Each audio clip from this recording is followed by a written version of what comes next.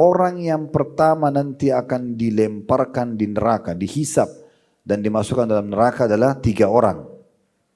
Yang pertama adalah orang yang terbunuh di medan perang, dianggap mati syahid. Allah berkata, engkau telah berdusta, tapi engkau berperang agar disebut sebagai pemberani.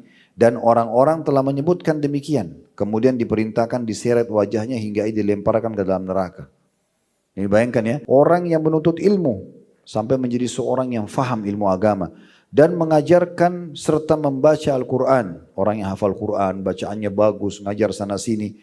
Lalu didatangkan, lalu Allah mengingatkan nikmat-nikmat Allah yang Allah berikan kepadanya. Kapan dia belajar agama, kapan dia belajar Quran, kapan dia menguasainya, bagaimana dia mengajarkan orang-orang, bagaimana dia terkenal.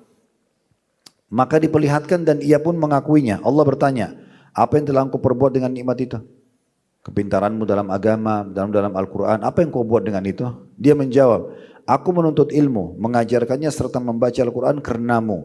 Allah berfirman, engkau telah berdusta, akan tapi engkau menuntut ilmu agar disebut sebagai ulama, dan engkau membaca Al-Quran agar engkau disebut sebagai seorang qari, pembaca Quran yang mahir. Dan orang-orang telah menyebutkan demikian. Seseorang yang Allah bukakan baginya pintu-pintu rezeki, ya, dari segala jenis harta. Ia didatangkan, maksudnya orang kaya raya melimpah, banyak bisnisnya, banyak perusahaannya. Lalu Allah mengingatkannya nikmat-nikmat yang Allah berikan kepadanya. Kapan mulai dia belajar bisnis, bagaimana dia kembangkan, bagaimana bertambah modalnya, bertambah marginnya dan seterusnya. Dan dia mengakuinya. Lalu Allah bertanya, apa yang engkau perbuat dengan nikmat itu semua? Ia menjawab, aku menginfakkan harta itu demimu pada setiap jalan yang engkau sukai. Bahkan tidak ada satu jalan pun yang aku tinggalkan.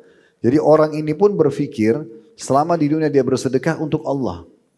Padahal sebenarnya dia ada niatnya dalam hati untuk dipuji-puji oleh orang-orang, dikatakan dermawan gitu ya.